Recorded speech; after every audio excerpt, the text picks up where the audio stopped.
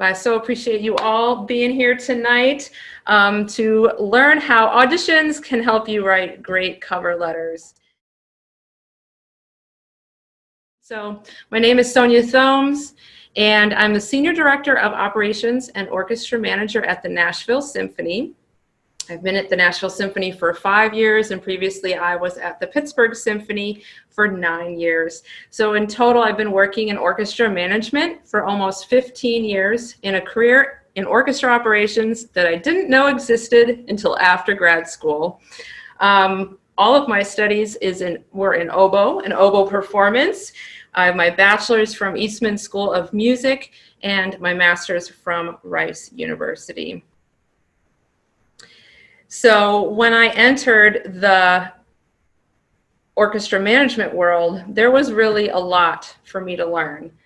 I mean, I loved being an oboist, and it was my dream to be in the Chicago Symphony one day. I loved music school. I loved immersing in how to play the oboe, and of course all the different activities that I could do with respect to chamber music and orchestra, private lessons, and so I really was loving music school. But I also wasn't so sure what I wanted to do, because the more I brought in my interests, the less I was so sure I wanted to just commit to one of them. And so the path to this webinar really is about 15 years long. It started as me as an oboist, and really there are a lot of lessons that I had to learn, and I feel like the hard way, as I entered into this other side of the business behind the scenes, which ended up being a really amazing fit for me. So as I was getting my feet wet on the other side, the behind the scenes side of orchestra management, I was having to learn things like conflict management and of course written and verbal communication, and a lot of the things that I didn't honestly feel prepared for after going through music school.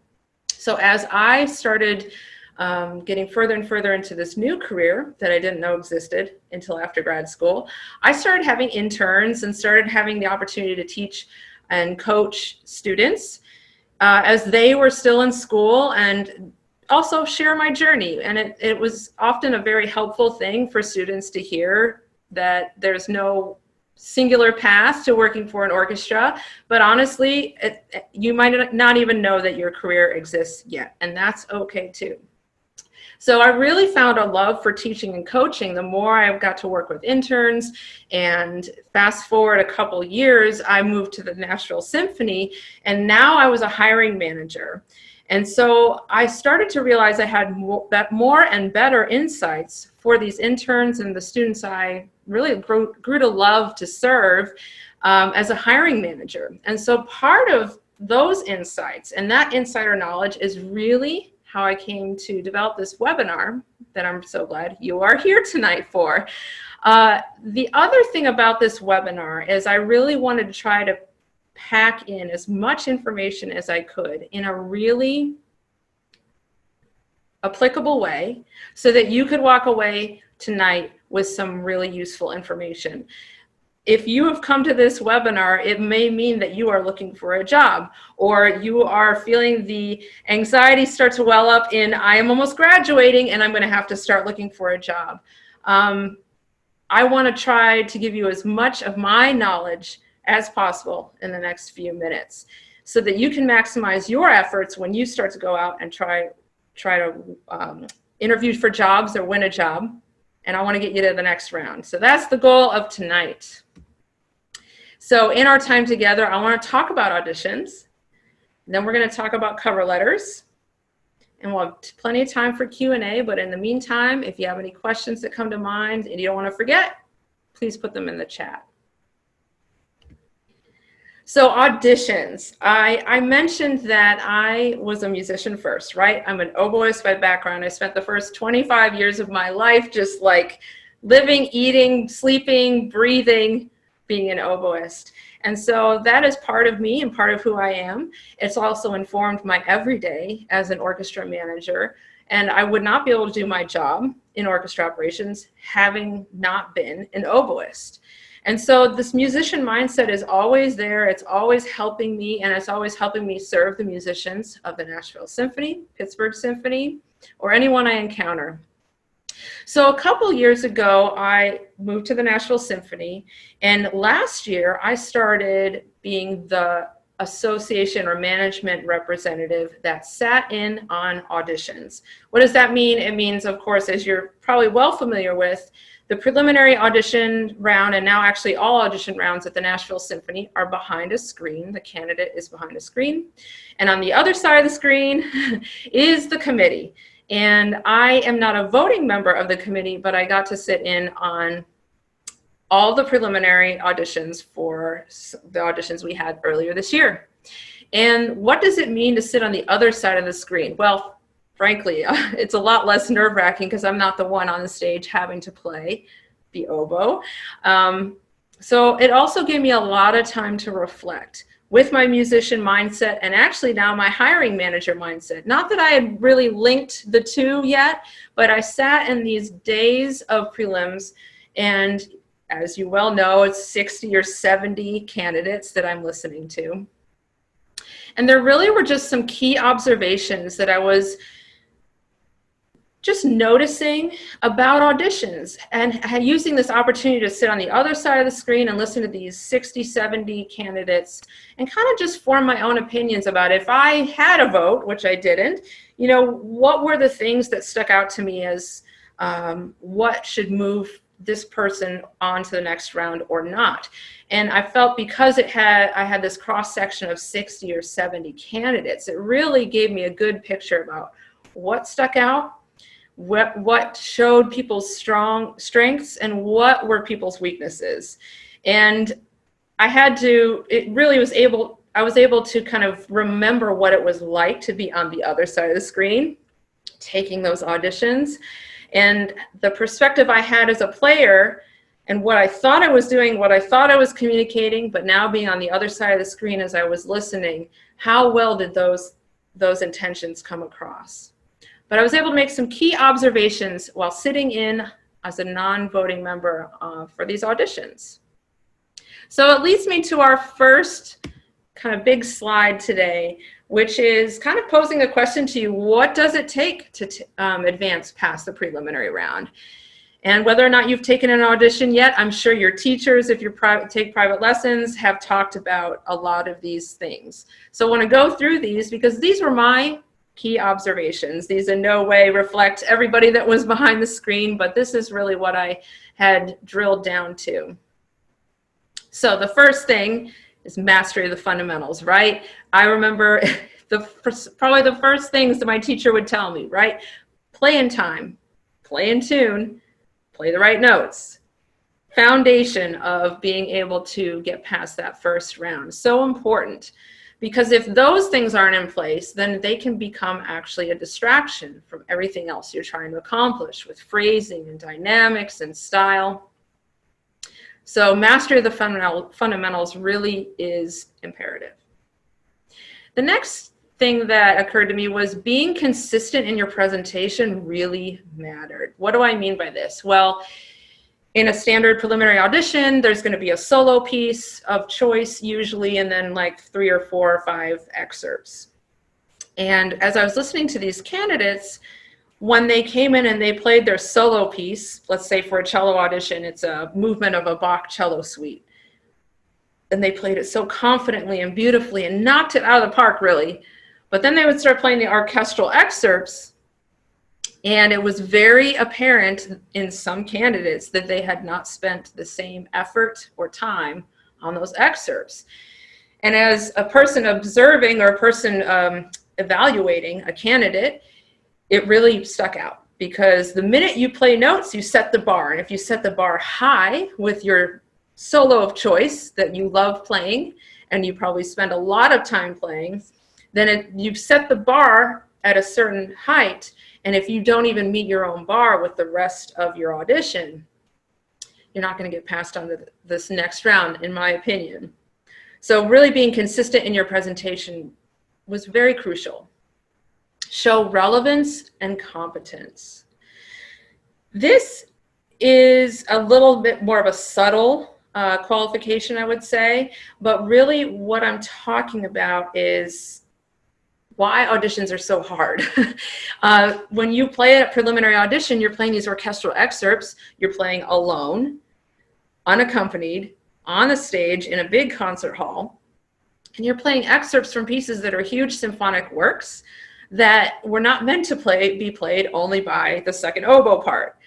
And so it's a cruel and unusual punishment to have to play these things, right? But such is the nature of our industry. But where I started to see a difference was when that candidate could actually still convey that they knew there was a bigger picture outside of just their excerpt. It really helped me start to envision them playing in the orchestra. And what do I mean by that? It's your phrasing, it's your tempo. I'll tell you what I don't mean by that is when it was very obvious when a candidate, especially when you're stacked up against 60 or 70 candidates in a row, if there was a candidate that would come in and play a wildly different tempo, it was very obvious. And when it's a wildly different tempo that does not seem to be kind of that mainstream tempo that you knew that piece should be at, or at least in that range, it was very obvious. But actually what it comes across is that you're not actually informed by the bigger piece. And so when you could show that you knew there was a bigger piece happening, whether it was in your phrasing and your dynamics or your tempo, any number of things, the style that you were playing the excerpt in, the effect it had on me as the listener is it showed that I could start to envision you playing in the orchestra, but it showed that you were aware of everything else that was going on. And that was really key in my mind to getting people to the next round. Okay, so mastery of the fundamentals, being consistent in your presentation, show relevance and competence, and refinement in expression. So after you're playing beautifully, in time, in tune, all the right notes, your phrasing is mindful of the bigger picture, you still need to have this refinement in your expression. And what I mean by that, and this is not a scientific term, is that when candidates could play beautifully and expressively, but in a refined way, almost in a box, and I don't say that to mean it was stale, but I say it to mean it was in control, and it showed that the person was in control and actually self-aware. And so that was the best representation of doing that well. On the flip side, there was maybe a candidate here or there where I like to say, don't love what you're doing so much that you get in your own way. And it was super obvious when there was someone who came and they just loved what they were doing, and the intention is positive and innocent and lovely, but every note was the most beautiful thing, and it really actually started to get distracting. And it also gives a feeling to the listener that the candidate may not realize, or they're not showing that they really know that there's this bigger picture and that they're going to be part of a team when they play in the orchestra. Now, you may think I'm way overthinking this, but after 2 days of repetitive preliminary auditions, the reflections get pretty deep. So thank you for humoring me in talking through those. As I was thinking about these auditions, then I had this aha moment as I started to think about what it takes to get onto the interview portion of a job application. So now we're talking non-performance, right? We're talking any sort of job where you have to do a resume and a cover letter. So I started to think about, well, now as a hiring manager, what information do I have about the opinions I've formed about what it takes for someone to move out of this pile and this stack of job applications onto my interview list? So I started to think through what it was, almost independently from the notes I had taken from listening in the audition. But really, it boils down to the mastery of the fundamentals: spelling, grammar, formatting. It matters if you're consistent in your presentation. And in this respect, what I mean is consistent in your effort to present your resume strongly and your cover letter strongly. Those are the two main components of any sort of written job application: resume and cover letter. And a resume is often really easy to make strong, because there's a lot of formatting templates out there on the internet. It's mostly factual, so it's kind of easy to get it looking pretty good. But a cover letter takes time, enough to warrant an entire webinar on it. So those candidates that can show the same effort in their resume and the cover letter really stuck out to me. Showing relevance and competence. Now this one is where you do some research, like listening to the full symphony. You need to research the organization that you are applying for, because as you can really start to understand where this job that you're applying for fits in the larger scope of the organization, and if you're able to convey that to me, the employer, it really starts to show that you've done your homework in trying to understand the role of this job in the bigger picture. It also shows that you understand there is a bigger picture and this job isn't the only one. And it really helps me to almost subconsciously start to envision you as part of the team. And finally, refinement and expression. I'll say it again, don't love what you're doing so much that you get in your own way. I've read a couple cover letters and been in even job interviews where it started to become uncomfortably obvious that the candidate did not really want to be part of a team. They wanted to be, they wanted to see their own self-advancement and everything. But what I need is someone who's going to be a part of the team. They're going to be aware of, the needs of the team. They're going to bring their whole self to it. I'm not saying don't be a vibrant individual that brings amazing talent and experience and diversity to a position. But if you can show in refinement and kind of a tempered voice, how you'll bring those things to contribute to the team and the mission of the organization, it actually shows to me, the employer, that you have self-awareness and that you're going to prioritize the team. So as a musician, I really felt like I was able to envision pretty easily what I wanted to sound like. I usually wanted to sound like Ray Still. And so even though I didn't always know how I was going to sound like Ray Still, I had this vision in my mind, this goal of what I wanted to sound like. But that's where I needed private teachers and peers. I needed kind of a support group to help me get to where I wanted to go, to help me realize the vision of sounding like Ray Still. So the same can be really said of a job application, and specifically a cover letter. And I actually think this is why they are so mysterious and so stress-inducing for everybody. So if you feel that way when I mention the words cover letter, you're not alone, okay? It's hard to know what the goal is. It's hard to know what, it's almost like I know a good one when I read one, but how do I actually accomplish that? So I want to give you encouragement right here and press pause. You as a musician already have an instinct for the standards that you should meet in your presentation. We talked about what those standards are for an audition and how they're actually the same for a cover letter. It's kind of this entry point to trying to be considered for a job. However, in envisioning the goal, which I'm going to share with you, a goal that you could have for a cover letter, envisioning that goal is going to help focus your efforts and your valuable time. So if there's one thing I want you to remember from tonight, and hopefully you'll remember more, is as an employer, and I'm going to give you some insider knowledge here, I really want you to make my job so easy in selecting you for an interview. When I get your application, I want you to make connections for me. I want you to tell me why you want the job, what you know, and what you're ready for. Because whether or not I realize it, that's actually what fulfills what I'm looking for in this stage of the game. But how in the world do we do this?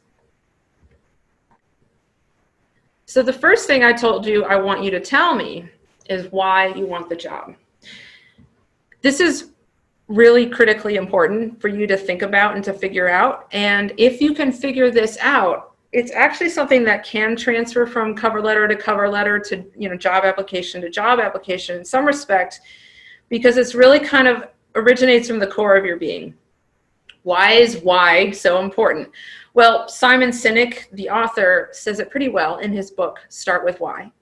that people don't buy what you do, they buy why you do it. So why is that so important to me, the employer? Well, I'm part of an organization that has a mission. And our mission at the Nashville Symphony is to educate, entertain, and inspire through music, right? And so to some degree, everything we do and everything we work on is going to be fueling that mission.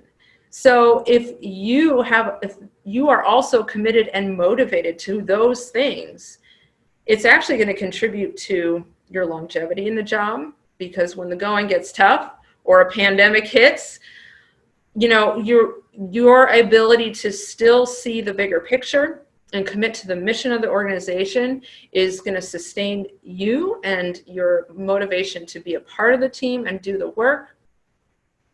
It also is just frankly more enjoyable when there's a good motivational fit, because you're going to get a lot out of the work. And me personally, I love being part of something much bigger than myself, and I gain so much reward and benefit and joy from being able to contribute to something bigger. I will caution you that if there's not good motivational fit and it goes unchecked, I have seen that actually end the employer-employee relationship before. Because at a certain point, if there is not a good fit, where the employee is not actually committed to the organization's mission, it's problematic. And it's possible that that's the point in time at which the employee decides to go somewhere else, or the employer, because of something that happens, has to end the relationship. Okay, so how on earth do you figure out what your why is? And I would encourage you to think about some of your lifelong values or experiences that are kind of at the foundation of who you are. And then if you're looking at the organization's mission, which you can find on their website, then you can start to kind of see, well, how do my lifelong experiences and the things I care about mesh, or, you know, align with the mission of the organization. For instance, let's say I'm applying for an education department job at a symphony. And when I was 7 years old, I saw my first orchestra concert. Well, I think a pretty compelling why in a cover letter for why I would want a job in the education department of a symphony could be, when I was 7 years old, you know, I got to see my first orchestra concert, and it was so amazing. There were so many musicians, and the concert hall was gorgeous, and I loved hearing the orchestra. I had never heard anything like that before, and it changed my life forever. I've loved classical music ever since. And therefore, if I could have a chance to contribute to the mission of the Nashville Symphony, bringing music to children, that would be an amazing contribution I could have. Really connecting it to who you are can be very compelling. So tell me why you want the job. Next up, and this is going to be kind of supported by your resume, is show me what you know. And this is really important because you're going to have to go even beyond what your resume says. Your resume is kind of there. I'll see the resume, but I also know about the job description. And so what your job is in the cover letter is to show me what you know by making connections between your resume and the job description. So the ways you can do this is identifying your own words, kind of what you think the qualifications are. And I've been able to do this by studying the job description, so that I can actually even summarize it for someone. And that might be someone, you know, think about a friend that you could partner with to prepare for a cover letter. But summarizing in your own words kind of what you think the qualifications are for this particular job. One question that might also prompt, you know, you to be able to talk about what you know the job is requiring is, how can someone be successful in this position? A pretty common position with an orchestra on the management side is in the artistic department. The artistic staff, they take care of the guest artists, they book the artists, they take care of them on site, and also make sure that their hotel and their airfare and their airlines and their car transportation are all taken care of. So in reading that in the job description, that's pretty factual, it's pretty plain. If you can think about, okay, well, what are the skills that are necessary for someone to be successful in that job?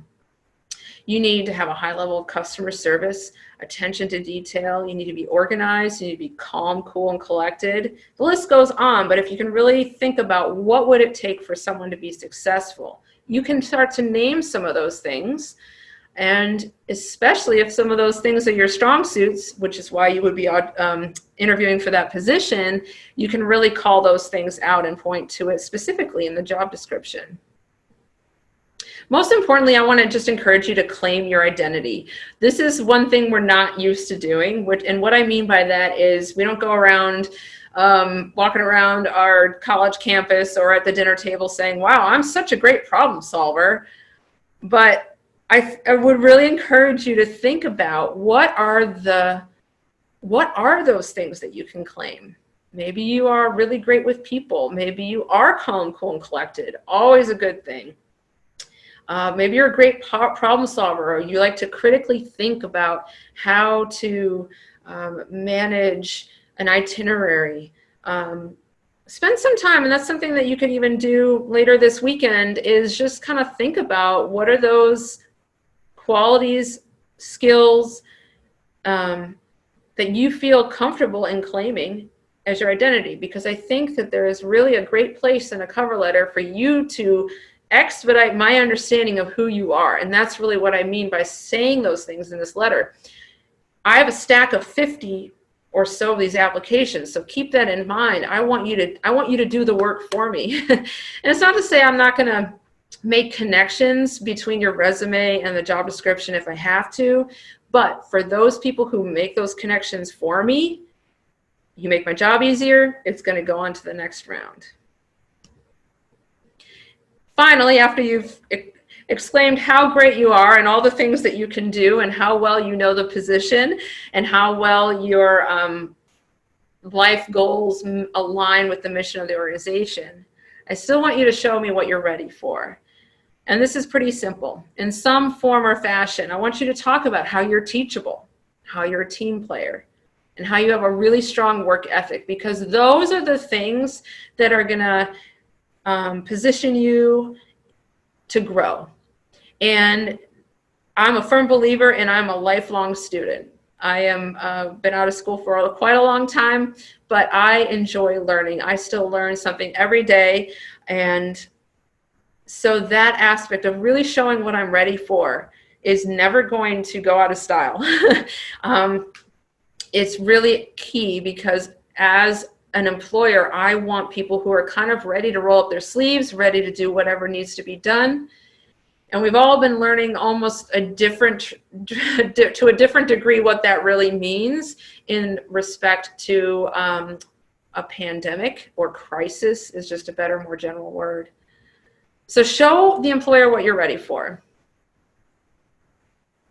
So I didn't really talk about how long each of these sections are, but the typical framework for a cover letter is 1 page.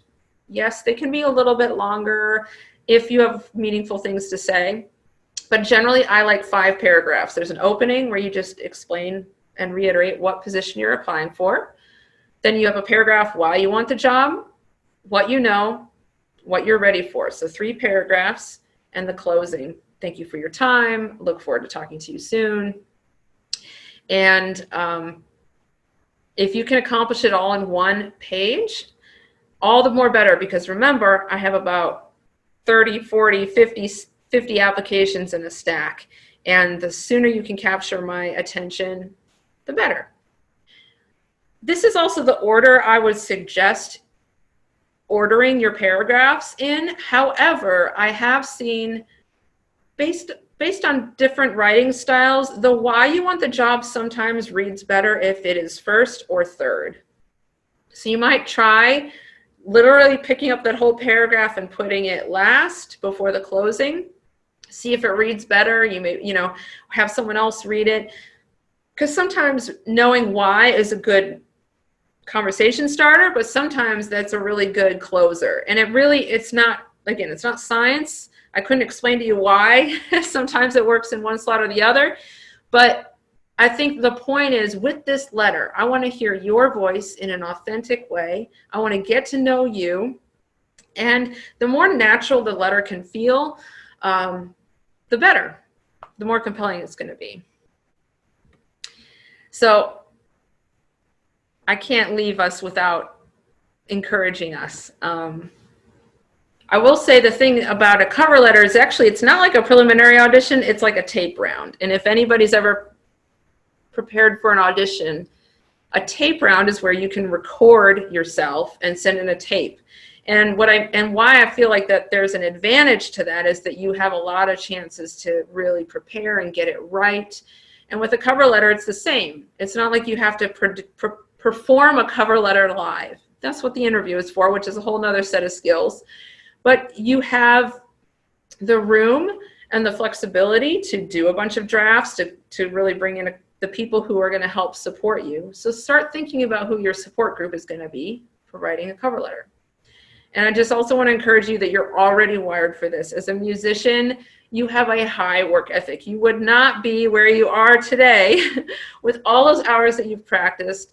As an oboist, all those reads that you've made, there's such a strong work ethic required to be a musician. So you just have to translate and apply that same mentality to writing a cover letter, applying for jobs. And envisioning that goal is going to help you maximize your efforts and focus your energy. One thing I didn't say about being on the other side of that audition screen is what struck me is the committee really, really wants everyone to succeed. There is not people on the other side of that screen or on the other side of that application pile who want you to fail. And I don't know if that's an encouragement to you or not, but I really am looking at this stack and I'm like, come on, let's do this. Bring me a rock star. And I'm not hoping for failure, and neither is that committee on the other side of the screen. So always keep in mind, of course, presenting your authentic self, it's being vulnerable, it's putting yourself out there, and it might still result in rejection. But the more you can see that as a learning opportunity, you can assess and keep moving, you're going to be better and better and one step closer to getting that job. So with gratitude, we're kind of coming to our end of our time here today. I just wanted to thank you so much for showing up today. If this was a meaningful time for you, please let us know your feedback on the webinar. Brianna's going to put a survey link in the chat and I'll email it out as well. Just wanting to be sure to serve as many students and young professionals as I can, because I am not where I am without all the people that supported me.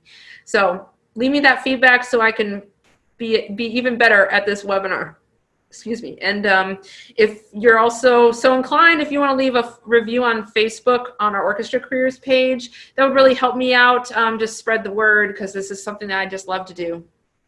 So I just wanted to also extend a special offer only for webinar attendees, that I'm offering a free 30-minute consultation. And there's, kind of an open invite. If that's not if right now is not the right time, then just hold on to this email address, and whenever I'll be your phone a friend for that free 30-minute consultation where we can discuss how to search for jobs, how to create your best application, and even get ready for interviews. This is something I love to do. Sometimes I think that my superpower or is helping people with resumes and cover letters only because I really love to do it so much. So I would love the opportunity to help serve you in whatever capacity, wherever you go.